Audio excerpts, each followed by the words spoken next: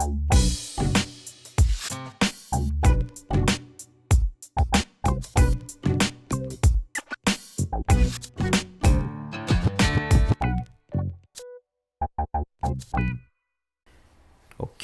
it's either welcome or welcome back. Either way, I appreciate it. Let's get into it. Okay, so we have another foundational topic that makes what three, three now. We got the word etymology, the surnames and first names, and now we are on the topic of place names, and we got proof. I have a good source right here: Ancient and Modern Britons or Britons by David McRitchie, Volume 1. Don't let me forget that. Okay, so this is going to be very classroomy, very basic, nothing extravagant here. I'm just going to read the passage from the book, and then I'm going to give some commentary on it. And you, the listener, you can discern what are you hearing. You can decipher and look further into it. I encourage that. Look further into what I'm, giving you guys here. Okay, here we go. This is the book Ancient and Modern Britons, Volume 1, page 126. And it reads, before going on to consider the various consequences of regarding the Danish pirates as a swarthy, half-Mongoloid people, it is advisable to discover, if possible, what traces they have left of their complexion in the topography and the language of this country. They and any other black race. It has been remarked incidentally by an American writer that Indian Creek is a sort of John Smith in the nomenclature of Western streams. And this, of course, is the result of the fact that for many years after a frontier district has been settled, though not thickly by white pioneers, scattered bands of the native tribes have lingered on in a harmless gypsy fashion beside their old riverside camps. And thus, the name of Indian Creek has been the most natural name that could be given to those streams beside which they lived. For I think it will be found that localities are often named after the people who inhabit them than from any other distinguishing association. What's being said here, they are admitting to basically that place names, and we have the example of Indian Creek. Those of us in the United States, we know all about this. It may be an Indian trail, it may be an Indian mountain, it may be an Indian hill, it may be an Indian lake, whatever, but it was named after those people who inhabited an area in or around, said creek or hill or mountain or lake. So basically they're just admitting to I guess, like, say, quote unquote black hill in Europe or something like that. The people that lived near that hill, that hill was named after them, after the people, was named after the people. And then check out the Danish pirates part.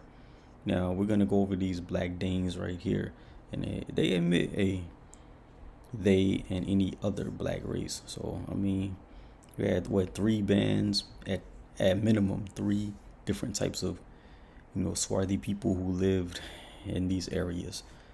Okay, and we're gonna talk about it further on down the line. A better word entitled to be called the John Smith of the nomenclature of British localities than the word black. Undoubtedly, there are cases where this adjective has been applied because it denoted some apparent and striking feature in the landscape, as for example in the case of the gloomy black country, or where some craggy peak asserts itself distinctly as a black rock. But in most instances, no such explanation is satisfactory, and it is apparent that the real origin of the name dates from the days when certain portions of Scotland were distinctly recognized as black divisions for the simple reason that they were peopled by black races over whom in the later half of the 10th century there ruled Kenneth MacMalcolm, known to his contemporaries as the Black. A lot of this is pretty self-explanatory. I really don't need to do much when it comes to commentary, but I'm just gonna highlight some parts. Okay, it's talking about adjectives being applied because it's denoting something of the landscape.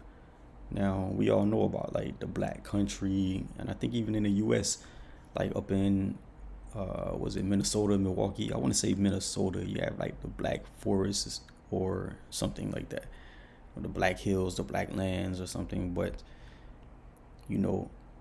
again, you take that adjective being applied because it's denoting something of that feature, of what striking feature in the landscape. Okay, now, they're talking about black rock. Then,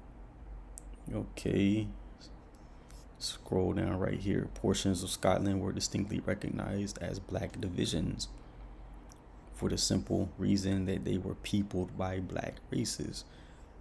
Okay, and we going back to the 10th century right there. Okay, Kenneth MacMalcolm, who's known as the Black, not due to his hair.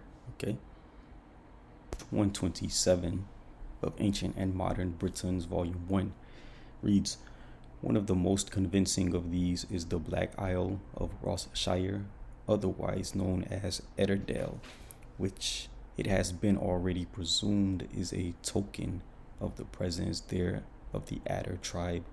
This Black Isle is not really an island, but a peninsular territory between the two seas, or the Cromarty and Moray Firths, consisting chiefly of two great ridges parallel to one another, and running nearly from southwest to northeast, including the north slope of the Malby or Yellow Hill. There are several old castles and numerous traces of Danish camps. It may be added that it formed a part of the ancient Moravia. It was almost the last part of the Scottish mainland in which the Danes lingered, and their expulsion and the battles preceding it were contemporaneous with these struggles between the Scottish monarchs, assisted by Normans and Flemings and Moray rebels, so that whether the Moray men and the Danes are to be regarded as one and the same, or only as akin to each other, there is quite sufficient reason for that particular corner being styled the Black Isles, without endeavoring to prove that its scenery is black, which it is not. The lochs or lochs, which throughout Scotland are named black, are too numerous to specify. Those which are styled yellow and red are also numerous, but for more than one reason they cannot be held as undoubtedly named after the dwellers along their shores. The Lake of the Red Women on Cumro Mountain in County Kerry, Ireland, speaks for itself. Not only are lochs or lochs and streams in Scotland designated black in English, and they constitute the majority, a large number bear the Gaelic title of Dub, often hidden from the casual observer by its pronunciation of U, which it receives when aspirated Dub. Page 127 footnote reads, as they bowled along in the deliberate German express train through the Black Forest, Colonel Kenton said he had only two things against the region. It was not black, and it was not a forest. That's from Mr. Howells at the Sign of the Savage. It may be objected that the district was once clothed with an actual forest of dark and gloomy pines. This may be so, but if so, it is difficult to see why this particular forest should have been distinguished from the many equally somber pine forests of Central Europe. It is much more likely that the true explanation of the name is to be found at the sign of the savage. Okay, so this point is very important right here. Now, regarding the Black Isle of Rossshire. Now, take this fact right here.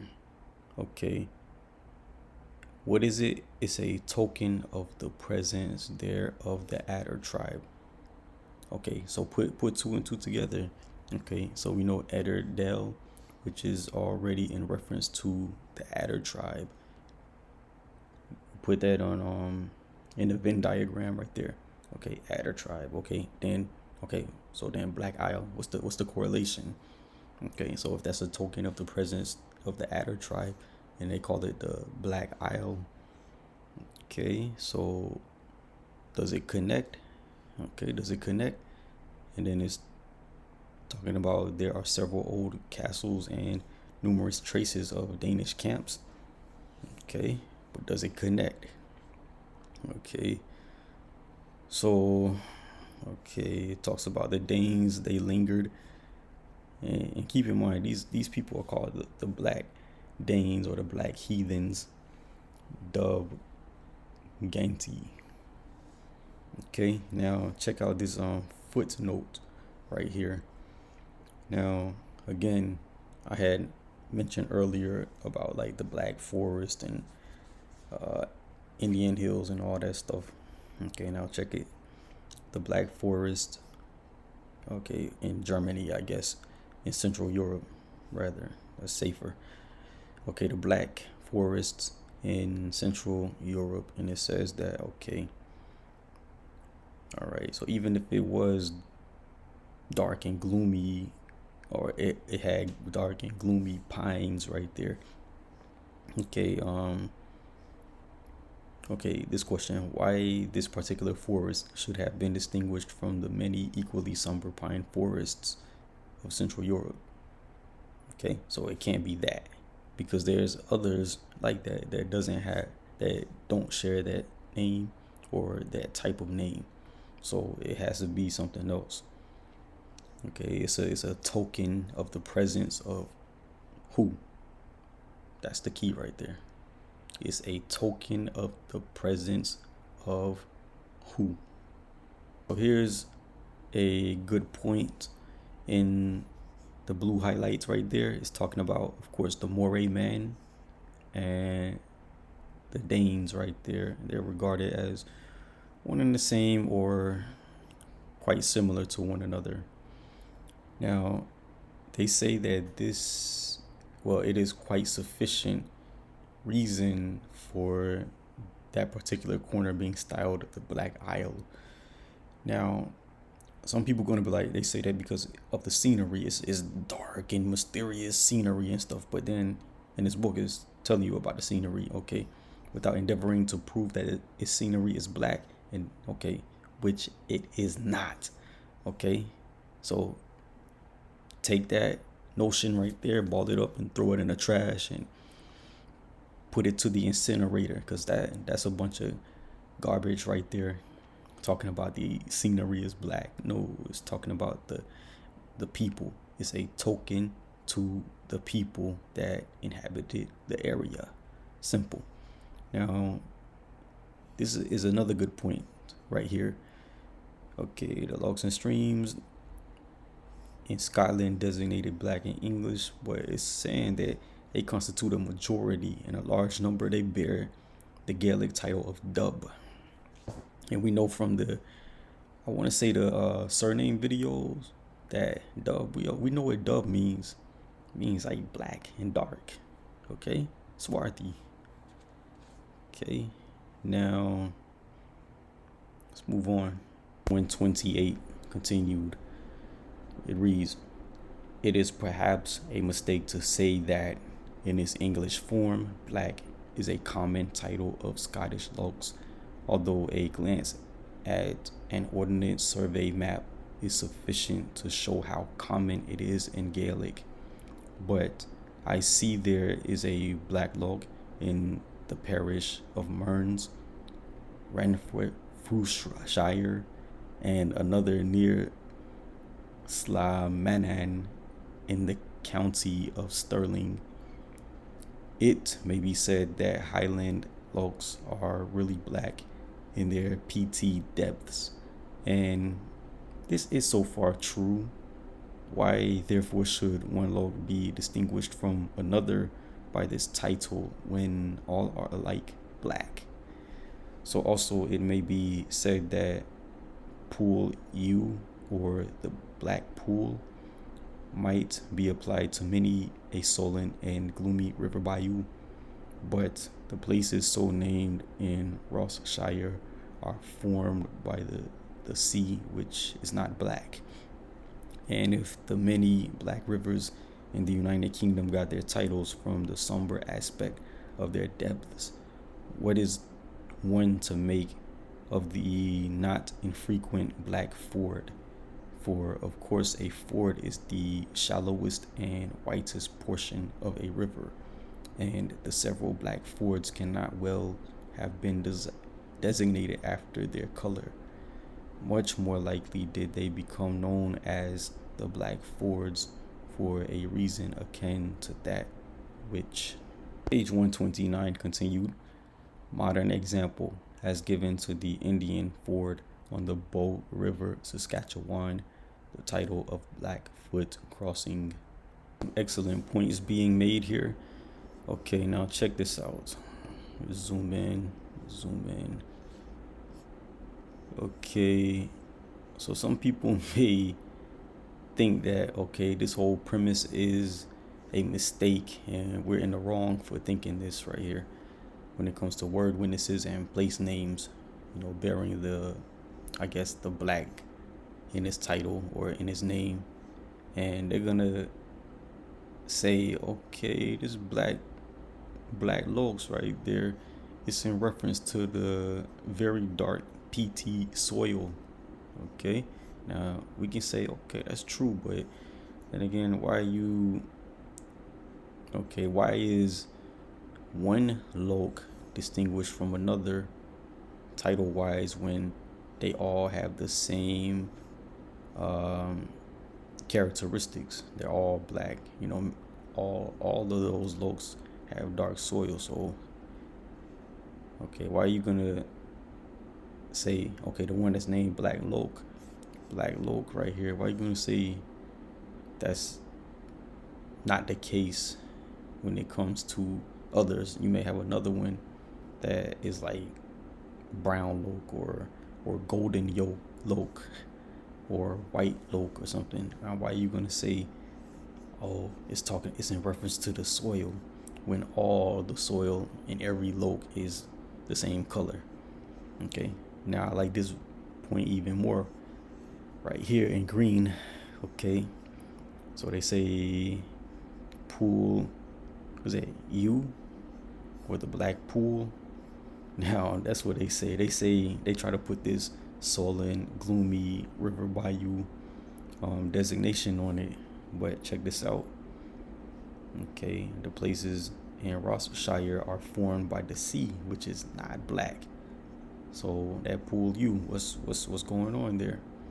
Okay, and then they say there's a lot of black rivers in the UK. So where did that title come from? You can't just say all of them come from the somber aspect right there because of the this chunk is so stupid, man, that we even got to break it down. But just check out these distortions here. Okay, okay, now where was I? The somber aspect of their depths.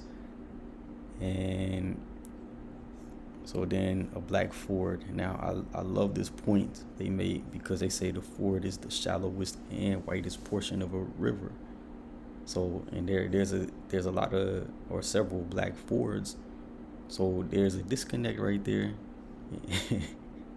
So you can't use just like the black loch and the black PT depths.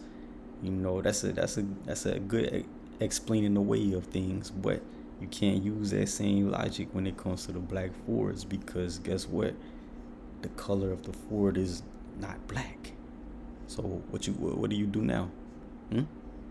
So that tells you something. That tells you that, you know, they're trying to pull a fast one on us. So, and explain away the name. So, again, the Black Ford, how did they get that name?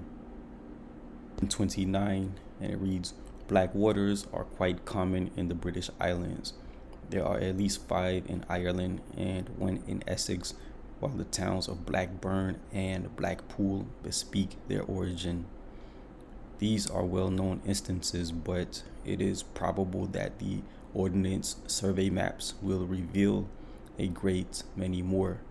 In Scotland, a Blackwater and a Kieran water, well, Kieran means Little Swarthy, Kieran water together form the River Leven, which skirts the northern border of the famous Black Mount Deer Forest.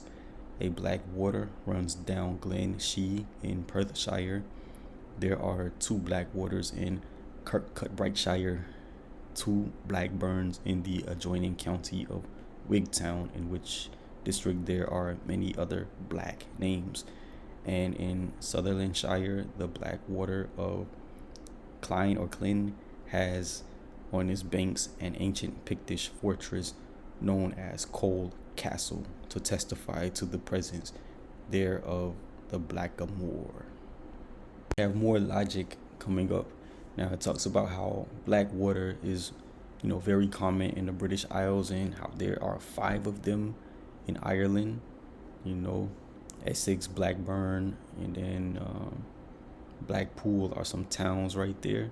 So I like this point right here. Again, the towns of Blackburn and Blackpool bespeak their origin. Okay.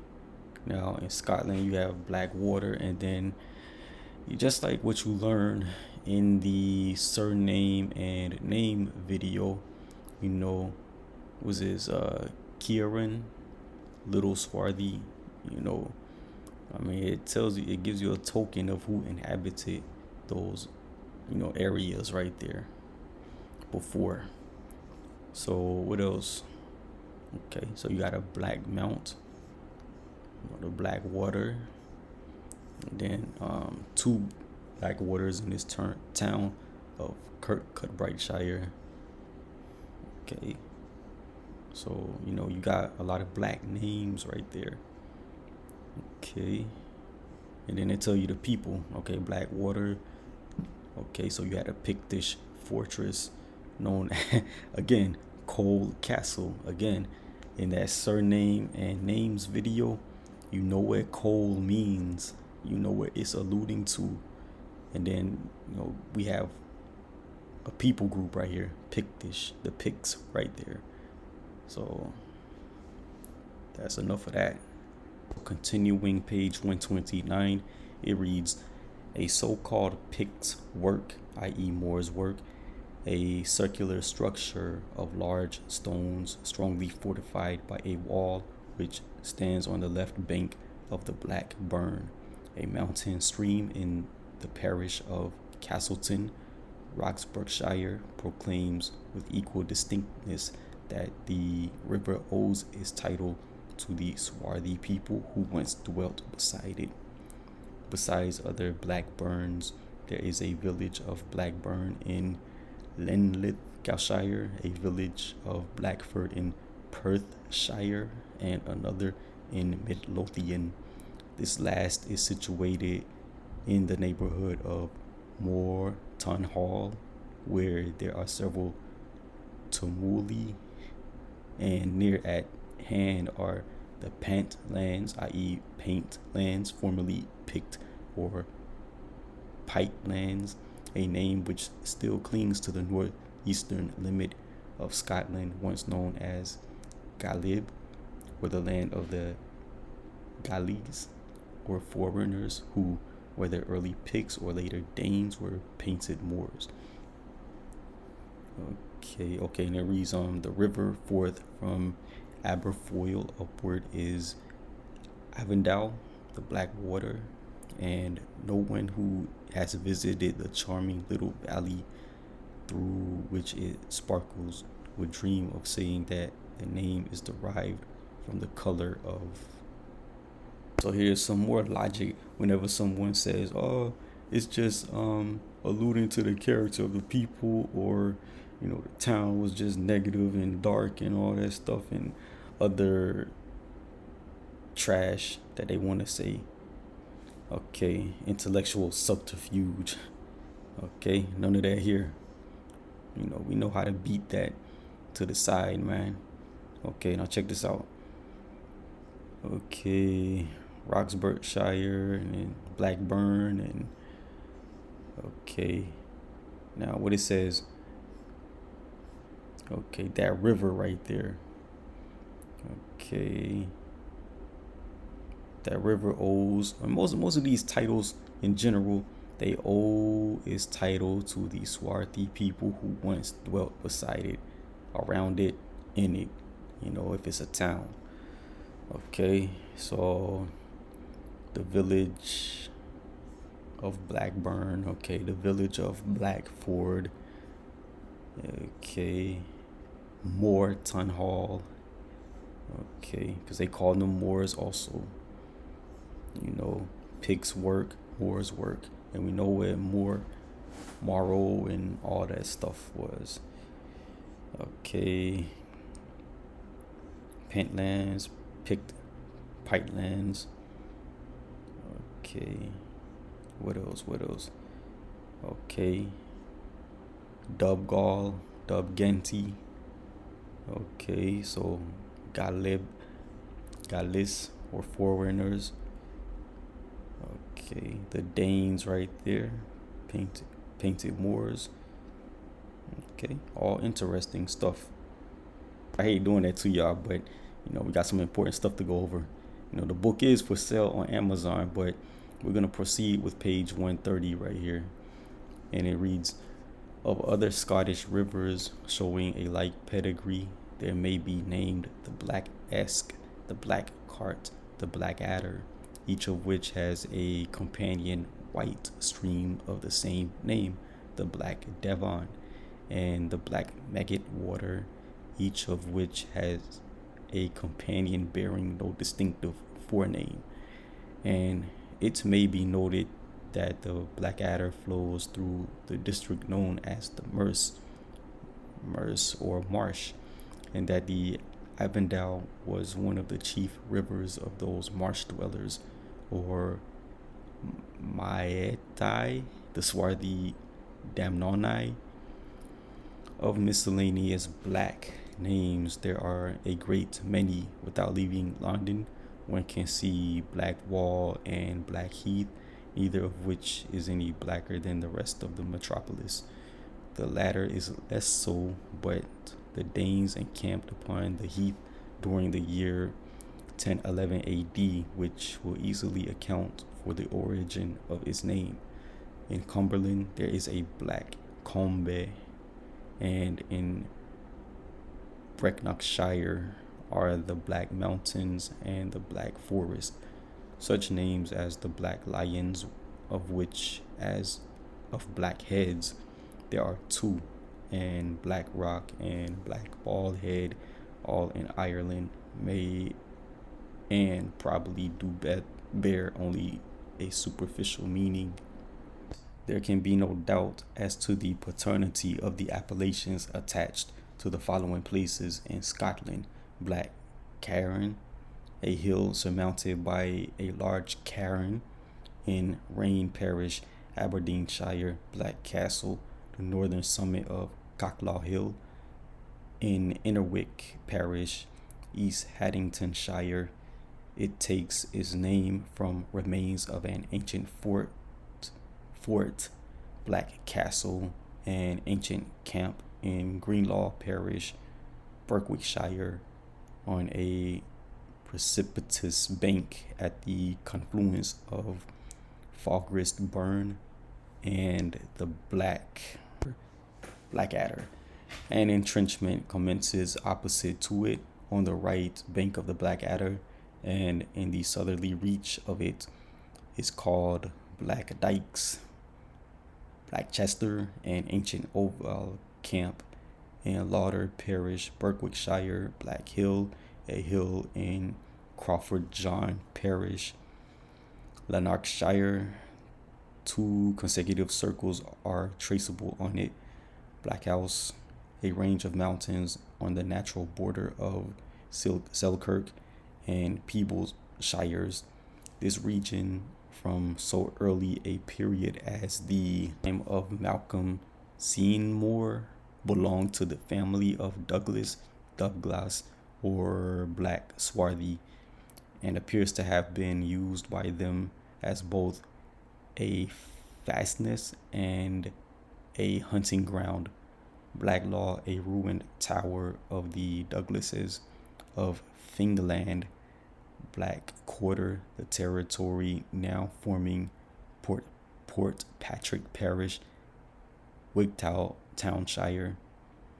Several of these places and some other black names are within the limits of the Picts Blackamoor's Dyke, a long line of ancient fortification in Galloway and Dumfriesshire, commencing at Loch Ryan near Innesmesson and extending to the upper part of the Solway Firth. It separates the fertile lands of the seaboard districts from the irreclaimable wastes and wild fastnesses of the mountains, and that this particular district should teem with relics of the black people is not surprising, since according to Mr. Skene, the Picts of Galloway retained their individuality longer than any other division of their kindred.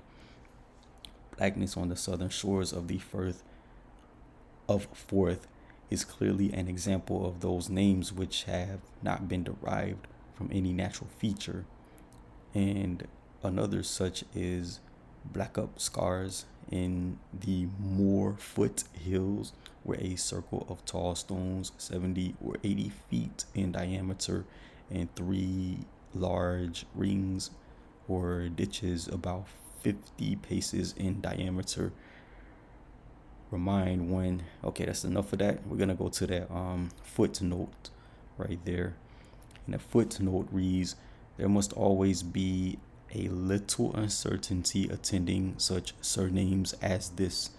Its original meaning was undoubtedly black, swarthy, but a time came when it ceased to denote complexion and passed into the class of ordinary, meaningless family names. For example, Ballyduff in the north of County Kerry and Balduff near Alyth. Hold on. I gotta zoom in.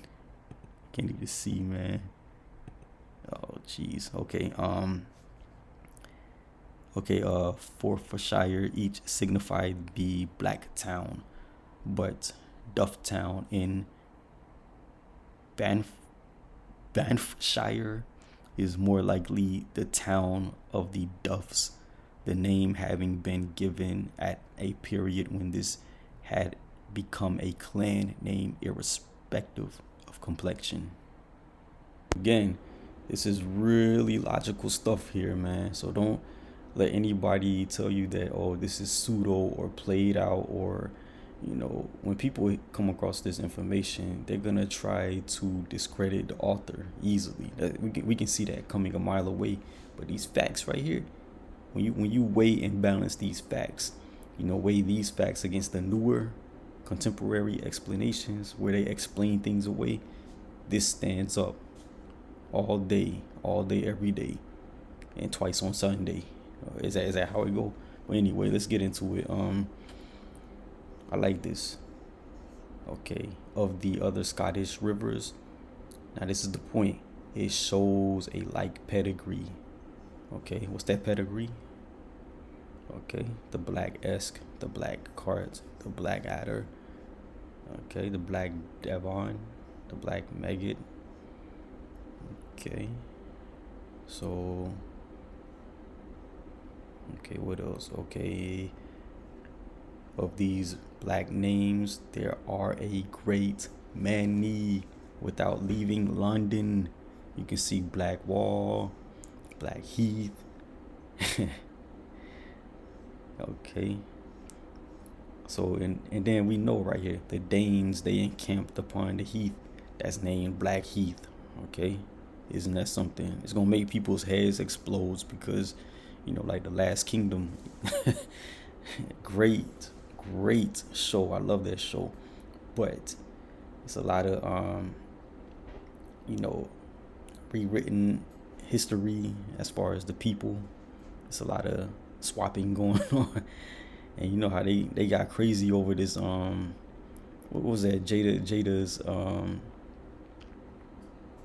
Cleopatra quote unquote documentary. They got mad at that.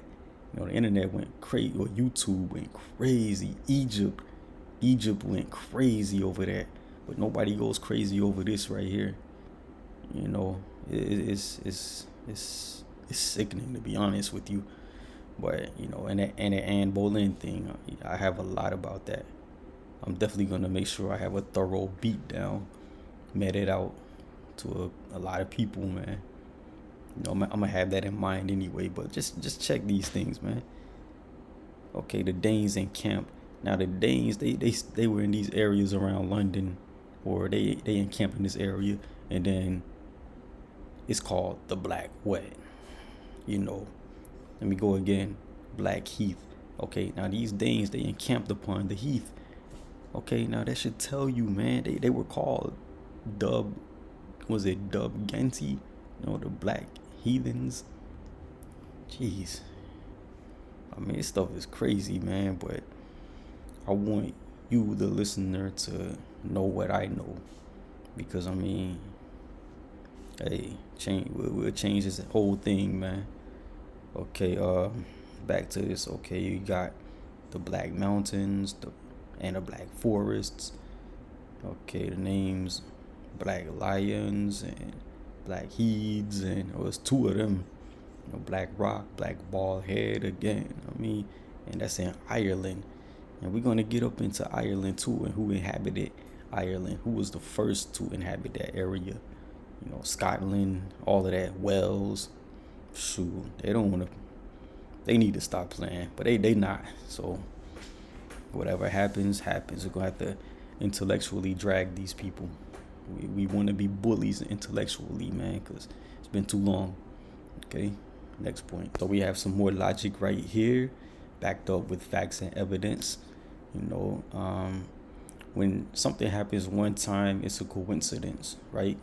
But if it happens multiple times after that, then I want to say 3 or 4 other times, 5, 6, then it becomes a trend. And a trend doesn't just happen because it's not a happenstance occurrence right there. It is something there. A trend just, I mean, come on, bro. Gotta even explain this, but you have to be like that because we live in a crazy world, bro. We live in a crazy world where swarthy can mean tanned, where brunette is just talking about hair, brown hair. And you saw it in my first video, my etymology video, where I did a reaction to the lady. She was like, I'm a porcelain complexion, olive color person. It's crazy, man. We live in a clown world, man. But check this out. Here's more proof right here. Okay, this region, they're talking about the region right there. Malcolm, is that Seymour or, all right. Okay, he belonged to the Douglases right there, the family of the Douglases. And we all know it, again, going back to the root words of the names, the surnames, Douglas, Dub Glass. That's how you get it. Douglas, Dub Glass, Black, Swarthy. Okay, so it's saying that his family used a hunting ground, and it was called what? Black Law, a ruined tower of the Douglases. Okay, Black Quarter. I mean, for real, people. For real. Okay, now let me zoom in, and we're gonna go back over this footnote right here. Okay. All right, now these are the doubters right here. Like I say, weight and balance. You put so much weight on one side, I mean, it's gonna fall, and it's gonna put the lighter side up. So this is all the weight right here in the form of facts and evidence, logic on top of logic on top of logic. No explaining away things. You know, so I mean, we're exposing the logical fallacies. Because you're gonna be met with a lot of logical fallacies, deceptions and stuff. But just telling the truth, presenting facts, evidence in a truthful manner. Using your wisdom, your discernment. Yeah, you can beat anything down. You can overcome anything. Okay, now check it out. Okay, it's saying this footnote is telling us that there must be some uncertainty. Okay, the original meaning is telling you the original meanings right here was undoubtedly black and swarthy, but as time passed and you had new people moving in and the old people moving out, that's the clearances. We're gonna go over that in future videos. Okay, it ceased to denote complexion and passed into the class of ordinary meaningless family names. Okay, Lolly Duff in the north, Carrie, you know what Carrie means, you know where they came from. Duff too. Okay, it says like all these right here, they signified the black town.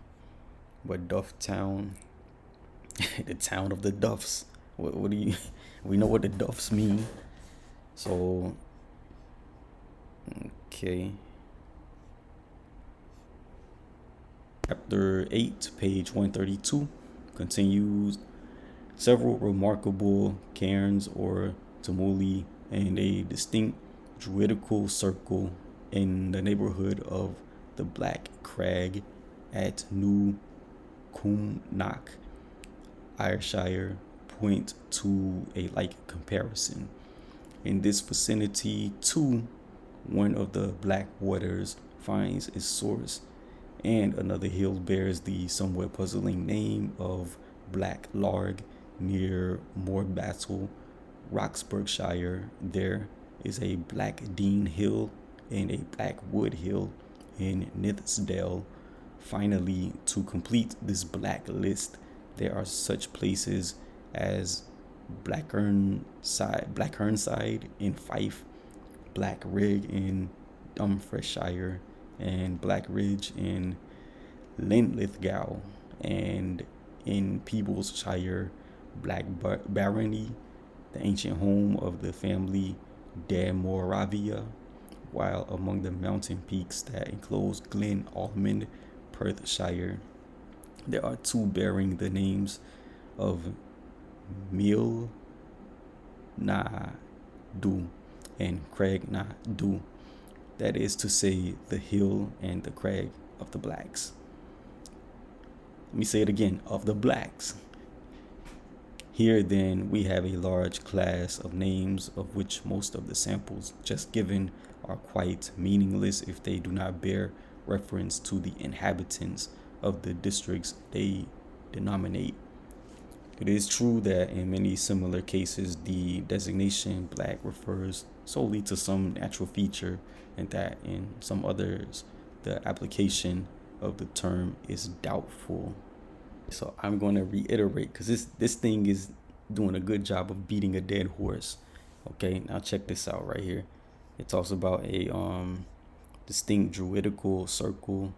Okay, now the neighborhood of Black Craig. Okay, now it's saying that in the vicinity of Black Craig, there's the Black Waters.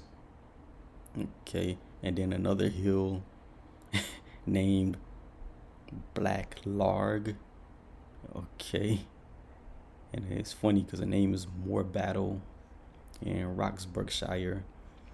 Okay, so there's a Black Dean Hill and a Black Wood Hill in Nithsdale. Okay. And I like how they do this to complete this black list. Okay, there's names like, okay, Black Ironside in Fife, Black Rig, Black Ridge, Black Barony. Okay, and that's the home of De Moravia. Okay, what else we have? I know we got more. Okay, in Perthshires, there's two bearing the name. Is that Mill or Mayal Nadu and Craig Nadu? Okay, so it tells you, okay, the hill and the crag of the blacks. Come on, man, of the blacks, man. Come on now. Jeez. Considering the majority of the instances already cited, it is impossible to reach any other conclusion than the one arrived at. And that is, being so, it is not necessary to surrender those names whose etymology is uncertain, since it is extremely probable that they, too, owe their fatherhood to the dusky complexion of the people who dwelt beside the places they designate. In addition to such topographical evidences, of which the foregoing specimens only form a fraction, there are cases where this qualifying adjective is still attached to objects not wholly, and sometimes not at all, inartificial. We're going to read the footnote right here, and it reads, in addition to these, the following have subsequently come under my notice. Ras Dub, the Black Promontory on the shores of Loch Lomond and in the parish of Watton, Caithness, Black Isle, Black Lass, the Black Pools, and I can't even see that. Okay, let me zoom in.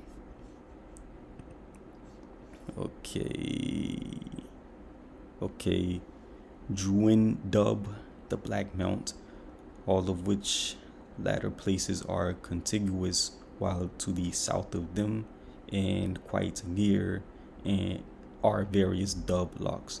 No feature of the landscape can possibly explain the unanimity of these names.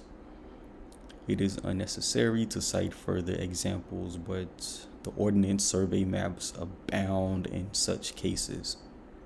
So this is a commentary on page 132.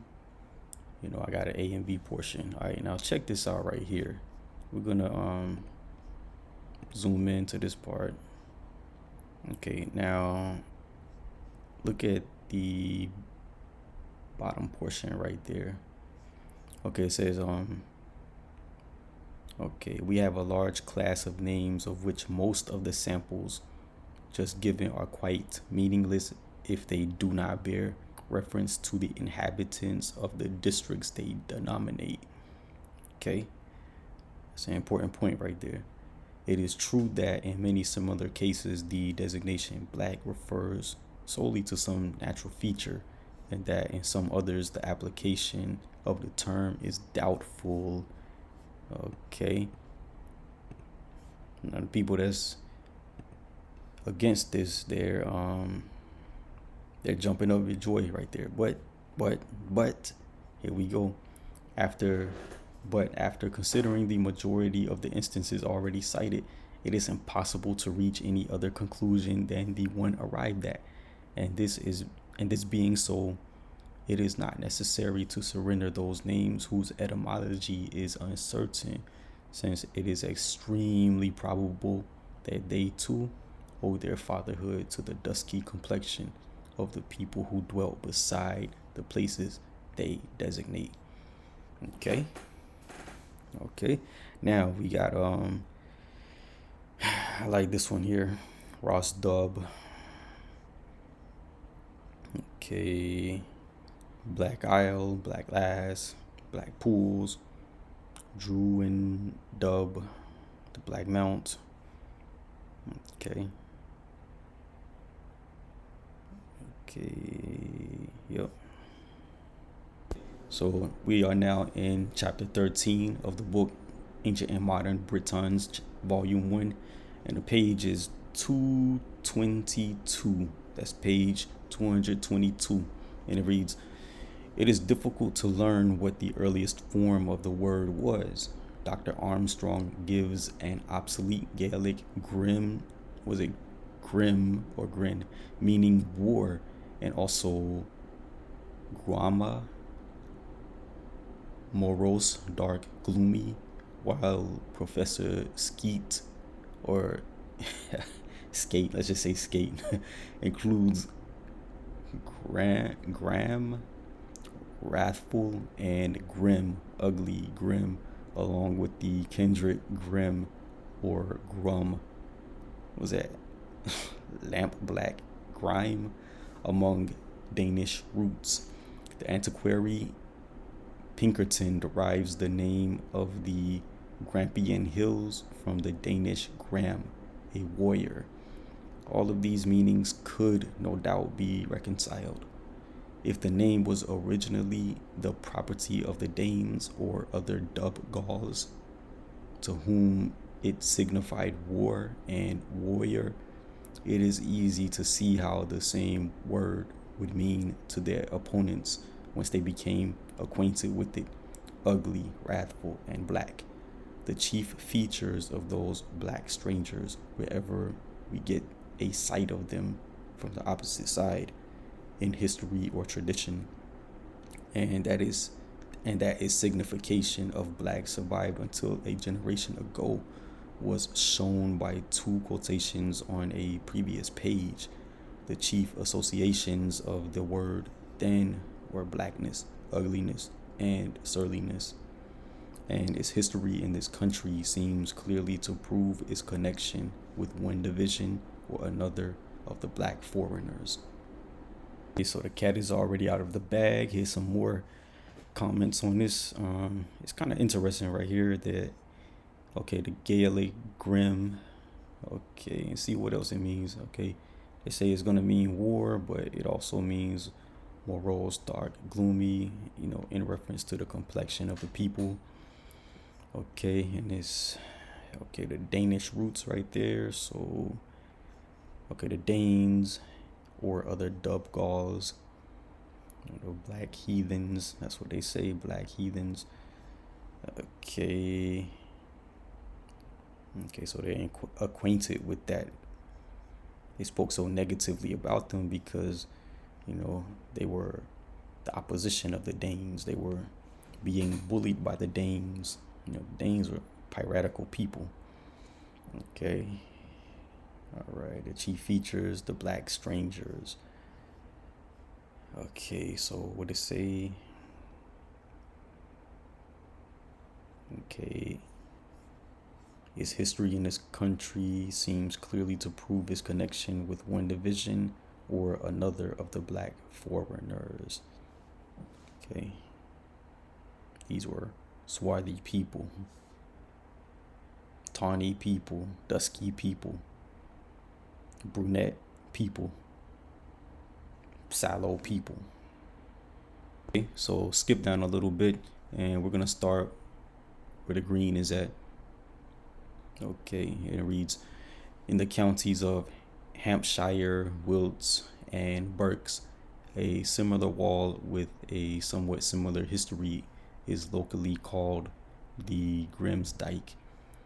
A card dyke in Norfolk and at least two other black dykes in Scotland have apparently all received their names for similar reasons: Grim, Car, Celt, CR, Car, or Cur, and black, all denoting the complexion of the people against whom or possibly by whom they were erected: Grimsby, Grimsthorpe, Grimsbury in England, and Gramsey in the Orkneys are some examples of bays, thorps, boroughs, and islands once noted as the resort of such grames. Okay, and it reads, at the eastern end of the Scottish Grimes Dyke, or Graham's Dyke, for the word is thus variously spelt, and on the northern or Pictish side of the wall there is a Grahamstown. It is situated in a district which has been... I'm going to go over some true associations, connections with the people, and we know that it's talking about complexion. Okay, so it talks about the Scoto-Pictish Moors. Okay, they were known as the Grimes Dyke. Okay, so Grimm's Dyke. Okay, that's the structure being built right there. Okay, Car Dyke. Okay, Black Dykes. Okay, Grim Car, and then Celtish, Kiar, Car, Kerr. Oh, Black. Okay, this is the main thing right here. Grim Car, Celt, Kiar, Car, Kerr. Black, all denoting the complexion of the people against whom they were erected. Okay, and then the subsequent Grim, Grimsthorpe, and all the other variations of that name. Okay, that's it there. This is the portion between page 222 going into page 223.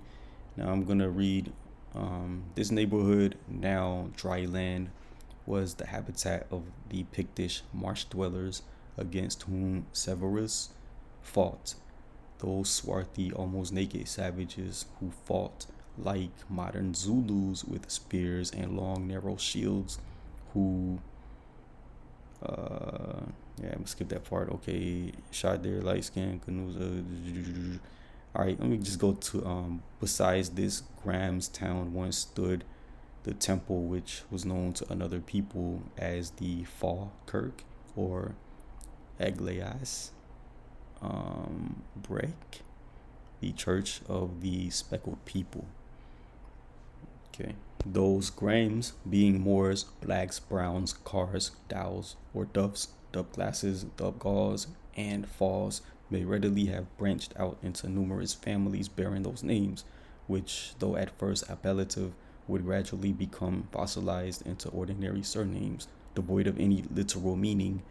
This no doubt has happened, but we are considering them at a date prior to the era when their names had reached the fossil stage, at a date when a Grame was so known because he was a Grim or black man, a Moor. Okay, yeah, that seems about it right there. Okay, this is self-explanatory right here. The Grames being Moors, blacks, browns, cars, dows, doves, dove glasses, or Douglas's, dub, galls, falls.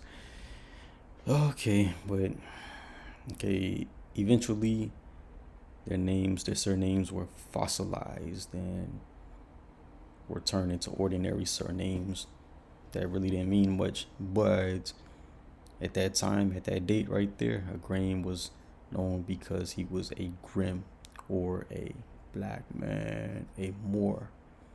Y'all don't like that, huh? Okay, guys, this video is running a little long right now.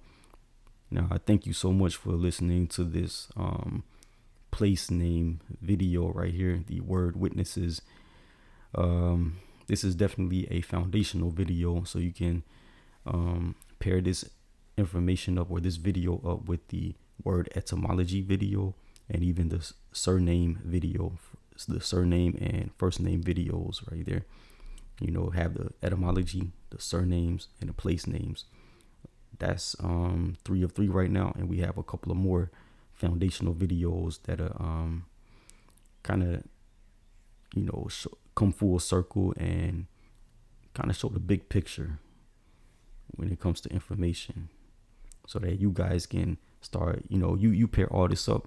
It's going to help you use greater discernment, so that when you look at these TV shows, these cartoons, these movies, read these novels and books, and see these YouTube videos. It's a bunch of, what does Anne Boleyn look like videos on YouTube. And, of course, it's the distorted version. It's the accepted narrative today, the modern, contemporary narrative. It's not the real thing. So when you guys pair all of these things together, you'll see the proper picture, So in the meantime, subscribe to the channel. Of course, like the video, share it with others, and, keep learning. That way you can start operating at your optimal intellectual level, All right, you guys take care, be safe. Thank you.